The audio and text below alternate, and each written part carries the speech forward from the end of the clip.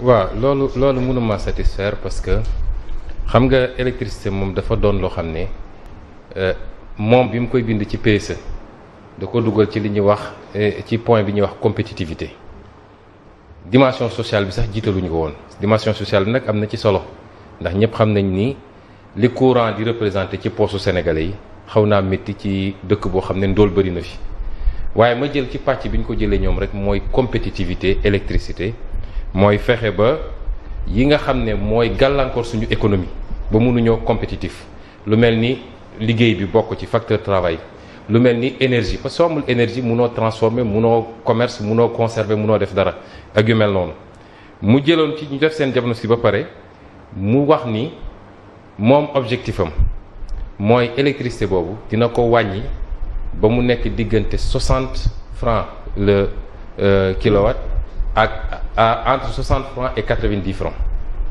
loolu moo ne woon engagement bi mu jël ak Sénégalais yi parce que dama bëgg tey suñuy liggéey nañu parce que suñuy wax rek day tasaaroo mais un homme politique rawatina un homme d'État dañ koy juger par rapport ak lan la diglante ak askan wi ak lan la def parce que waxul ci coût électricité bi wax na ni nañu yokk fii centrale nañ def lii nañ transformer en gaz yooyu naa ci ñëw waaye li mu diglante woon ak nit ñi mooy te loolu 2014 la c'est-à-dire bi ñu ko falee ba noppi la ñu defar PSE bi mu ne électricité bi naa ko andi diggante 60 ak 90 tey ba dernier tarif yi ñu génne électricité bi boo ko xoolee bi ma xoolee sànq arrêté bi ñu génne dernier tarif yi ñu génne énergie domestique bi électricité bi ñuy consommer ci kër yi mi ngi diggante 91 francs ak 123 francs c'est-à-dire le double presque li mu diggee woon ak askan wi usage professionnel bi mi ngi diggante 142 francs ak 164 francs presque foofu triplé na woyofal yi mi ngi diggante 91 francs ak 150 francs et boo jëlee grande puissance domestique yi mi ngi diggante 95 francs ak 181 francs donc li président Macky Sall diggee woon ak Sénégalais yi ak li xew tey yàlla ak yàlla te nag li ñu àndee lool mooy li tubaab di wax incompétence ñàkk mën ak maquillage saupoudrage parce que situation bi am tey dab Sénégalais yi lu ñu xamoon la ñoom bu yàgg du lu bees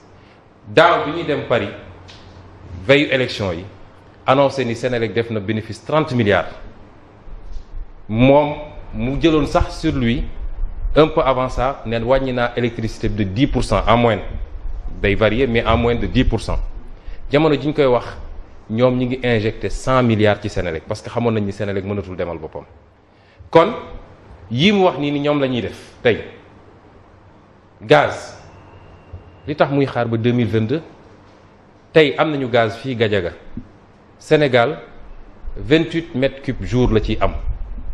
ñu jox ko kenn kan mooy exploité gazu Gadiaga bi. waaw gazu Gadiaga bi ñu ngi ko jox benn américain bu tudd Forteza nit ñi nag ñi ngi laam-laame sax lan mooy digganteem dëgg ak Macky Sall bañ ko joxee ci jamono Ablaye Wade mu commencé 2008 commencé exploité au moins régime Ablaye Wade jëloon na responsabilité am jël benn décret ne ko comme ñi ngi ci période tension courant jamono dañ courant ji xuy xamaj métti na donc li ngay produire da nga koy jox Sénélec mais bi moom Macky Sall toogee 2012 la Gadiaga gaawantu dem saisir Conseil d'État ñu daal di annuler décret boobu ne ko mën nga jaay ku la neex imagine yow nga am gaz fii parce que processus transformation boobu pour ñu jógee ci énergie pétrole bi pour dem vers le gaz waroon nañ ko entamer bu yàgg parce que am nañu gaz bu ñu buggee gëmloo Sénégalais yi gaz a ngi doog a am mooy bi ñu gis fële Saint-Louis dañuy nax Sénégalais yi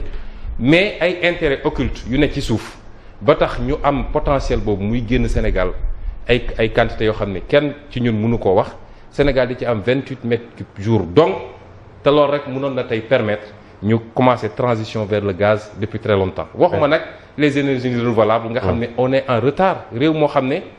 tey taux d'ensoleillement bi nga am Allemagne amu ko Allemagne mooy le premier producteur de panneaux solaires pratiquement en Europe te amul taux d'ensoleillement bi ñu am fii l'énergie hydroélectrique yooyu yëpp lu ñu waroon def la bu yàgg ñu toog di ko sàggane nekk ci yeneen logique ba tey li ñu waroon def ci Sénélec parce que problème Sénélec tam ay problème technique am na ci biir ba ca njëkk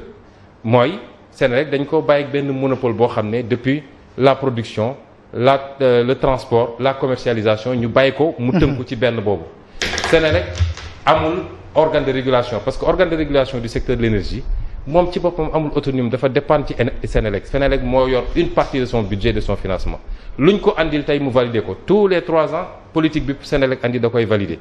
ak yeneen yoo xam ne tey moo ñu rattrapé ñun nag li ñuy wax toujours mooy ñoom seeni incompétence du peuple bi moo ko war a supporter du peuple bi chaque fois su dara amee ñu delloo ko ci kaw peuple bi muy souffrir peut-être ñoom yéeguñu ko parce que ñoom ñi ngi seen gundaandaaj ñi ngi yor ay milliards yor xaalis bu dul jeex xamuñu sax lu fi courant di jar mais imaginez le petit peuple comme on dit entre guillemets koo xam ne yaa ngi am salaire u 250 000 300 000 ñu war la andil facture courant boo xam moom rek mat na 100 000 francs ci loo xam ne lu ñu waroon régler la bu yàgg su doon compétence am na ak su doon li mu waxoon ci biir PSE déroulé lañ ko bu yàgg waaye dañoo orienté seen priorité feneen te loolu dinañ ci dellu si